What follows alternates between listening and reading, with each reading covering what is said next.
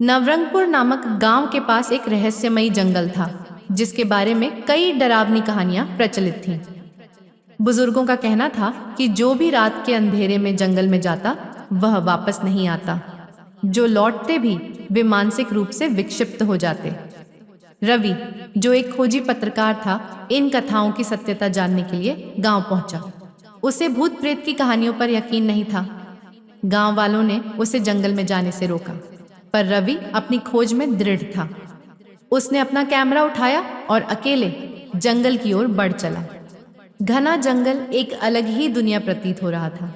चारों ओर घुप अंधेरा और अजीब सी खामोशी थी।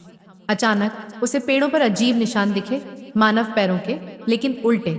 हवा में सरसराहट होने लगी और वह एक अजीब सी छाया को महसूस करने लगा। तुम यहाँ क्यों आए हो? एक धीमी सर्द आवाज उसके कानों में पड़ी। रवि के हाथ कांपने लगे, लेकिन उसने हिम्मत बनाए रखी और कैमरा ऑन कर दिया। परंतु जैसे ही फ्लैश जला, वह आकृति अदृश्य हो गई। डरते डरते रवि गांव लौटा और बुजुर्गों से इस बारे में पूछा। उन्होंने बताया कि जंगल में एक आत्मा भटकती थी, जिसे लोग छलावा कहते थे। यह आत्मा किसी जमाने में गांव की एक युवती थी, जिसकी हत्या कुछ निर्दयी लोगों ने की थी। उसका बदला लेने के लिए वह अब जंगल में भ्रम पैदा करती थी। रवि को लगा कि यह महज एक मिथक है, परंतु जब उसने गांव के अन्य लोगों से भी बात की, तो कई ने इस घटना की पुष्टि की। उसने तय किया कि वह इस रहस्य का पता लगाएगा। रवि अगली रात फिर जंगल पहुंचा। इस बार उसने टॉर्च और कुछ धार्मिक मंत्रों की किताब अपने साथ रखी। जंगल में घुसते ही उसे वही छाया फिर दिखाई दी, लेकिन अब वह भागा नहीं, बल्कि उसने हिम्मत दिखाते हुए पूछा, तुम कौन हो और यहाँ क्यों हो? सामने सफेद साड़ी में लिपटी एक युवती प्रकट हुई। उसकी आंखें गहरी उदासी से भरी थीं। मुझे इंसाफ चाहिए, उसने धीमे स्वर में कहा।